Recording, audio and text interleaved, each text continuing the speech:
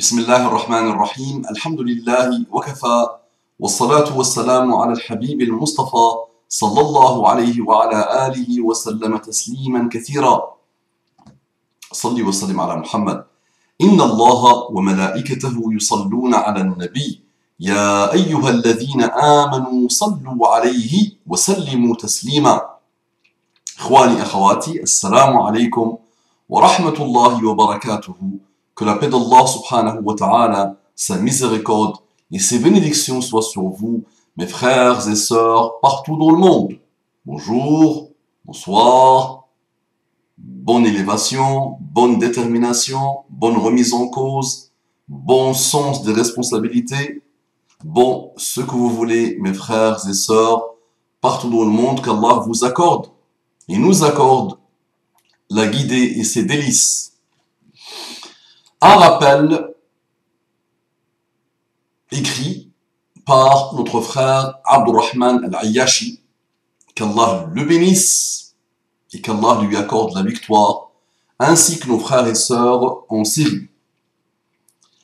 Le rappel est intitulé « À propos de nos Belges et Français en Syrie ». On me demande pourquoi je déconseille aux Européens de venir remplir les rangs des Moujahidines en Syrie. Et pourquoi je ne les accepte pas dans ma brigade. Tout d'abord, et afin d'éviter toute confusion, ces jeunes venus en Syrie combattre ont toute ma sympathie et non le contraire. Je ne les considère pas terroristes comme j'ai dit à la TV flamande, entre parenthèses, je ne les avais pas considérés en Irak comme terroristes pour le faire en Syrie. Et je ne compte pas me faire pour mission de les ramener, ni d'être en Belgique un héros national pour cela. Si la Belgique et l'Europe veulent vraiment mettre un terme à l'afflux de Moujahidines, qu'ils ne restent pas inactifs et cherchent une solution réelle au conflit, et ce à l'échelle internationale, quelque chose de plus raisonnable que les menacer de prison à leur retour. Cependant, j'appelle les frères à ne pas se rendre en Syrie, car il y a assez d'hommes ici. J'appelle les frères à ne pas se rendre en Syrie, car il y a assez d'hommes ici. Les combattants syriens sont habitués aux mœurs de la population, au virus du pays, connaissent le terrain parfaitement et ont pour la plupart passé un service militaire de 1 an et demi à 2 ans. Ils savent donc se battre mieux que quiconque et connaissent leur ennemi parfaitement puisqu'il fait partie d'eux. Ils connaissent leur ennemi parfaitement puisqu'il fait partie d'eux. Il n'y a pas ici de camp d'entraînement, comme on en trouvait en Afghanistan, et ces jeunes seraient donc un poids pour nous qu'il faut protéger, car n'ayant jamais tenu un fusil. De plus, beaucoup viennent par esprit émotif que par conviction, et se retrouvent déconnectés par la réalité du terrain, ayant peur de revenir et se retrouver en prison, avenir complètement détruit. Réveillez-vous les amis. De plus, beaucoup viennent par esprit émotif. Et oui les jeunes, beaucoup viennent par esprit émotif que par conviction et se retrouvent déconnectés par la réalité du terrain, ayant peur de revenir et se retrouver en prison, avenir complètement détruit. Mal informés des différents groupes, nombreux sont ceux qui se rendent dans des groupes n'ayant pas forcément un noble but ou ayant une vision pas réellement réaliste pour l'avenir du pays et l'intérêt de l'islam. Et c'est vrai qu'il y en a beaucoup, ces groupes qui n'ont que des buts sataniques, et les frères viennent renforcer leur rang et les aident dans leur stratégie satanique malheureusement, de destruction et de leur propre intérêt. Donc, mal informés des différents groupes, nombreux sont ceux qui se rendent dans des groupes n'ayant pas forcément un noble but ou ayant une vision pas réellement réaliste pour l'avenir du pays et l'intérêt de l'islam. Aussi, ce que je conseille à nos frères qui désirent rejoindre les rangs des Moujahidines, c'est de les soutenir d'abord par l'argent, comme l'appellent les savants actuellement de par le monde. Allah dit وَجَاهِدُوا بِأَمْوَالِكُمْ وَأَنفُسِكُمْ وَجَاهِدُوا بِأَمْوَالِكُمْ وَأَنفُسِكُمْ. Faites le jihad par vos biens et par vous-même. Allah a placé les biens avant les personnes. Et c'est ce dont nous avons besoin en Syrie. La main-d'œuvre ne manque pas. Par contre, nous ne disposons pas de suffisamment d'argent pour armer chaque combattant ou acheter les munitions nécessaires pour combattre l'ennemi et en terminer.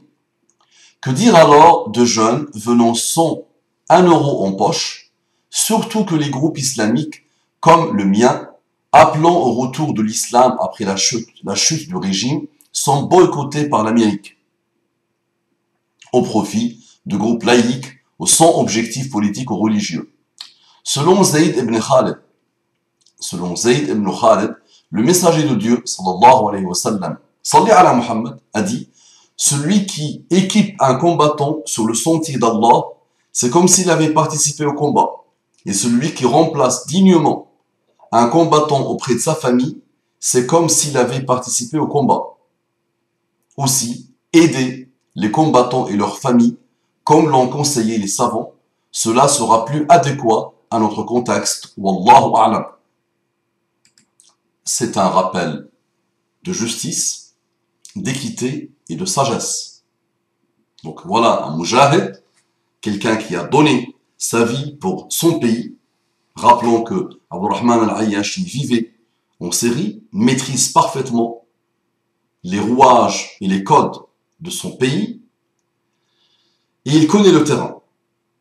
Si c'est moi qui fais le rappel, on dira que je suis un vendu de l'Europe, un apostat, quelqu'un qui a vendu sa cause, qui a vendu la cause des musulmans, qui ne s'intéresse pas aux affaires des musulmans, qui a été racheté et acheté, son damir a été acheté.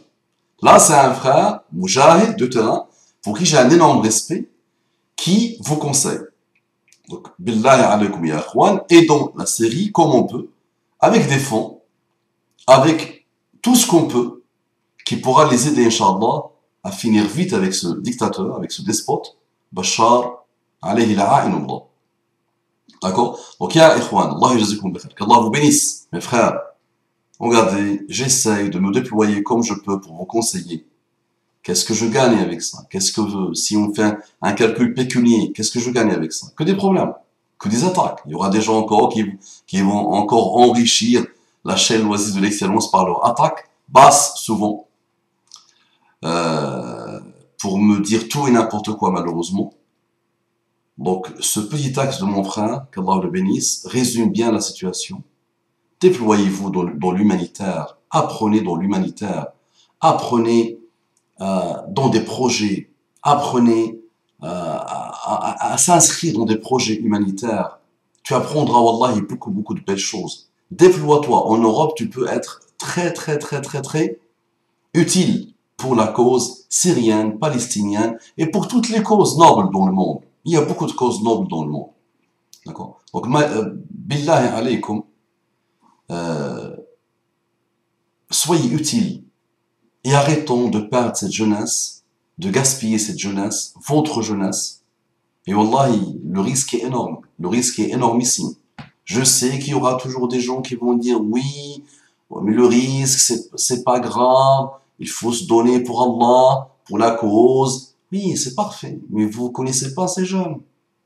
Vous ne les connaissez pas, vous ne les avez pas pratiqués. Peut-être. Ils ont besoin d'apprendre, d'évoluer, d'avancer tranquillement dans le chemin de la science, de s'apaiser, de se réconcilier avec eux-mêmes, avec leur passé, avec beaucoup de désillusions de leur vie. Donc ils ne serviront pas à grand-chose. Ils sont déjà à la base trop cassés, on va pas se mentir. On va pas se mentir. D'accord? Formez-vous s'il vous plaît. Formez-vous, Allah yajazikum. Qu'Allah vous bénisse. Formez-vous, apprenez. Tranquille. Step by step, choyez.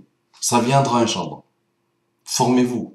Il y a besoin de générations et de générations de formation et d'élévation. Qu'Allah vous bénisse. Partagez, propagez. Arrêtez d'attaquer, s'il vous plaît. Arrêtez d'attaquer, s'il vous plaît. Salam alaikum wa rahmatullahi wa barakatuhu. Ma'as salam.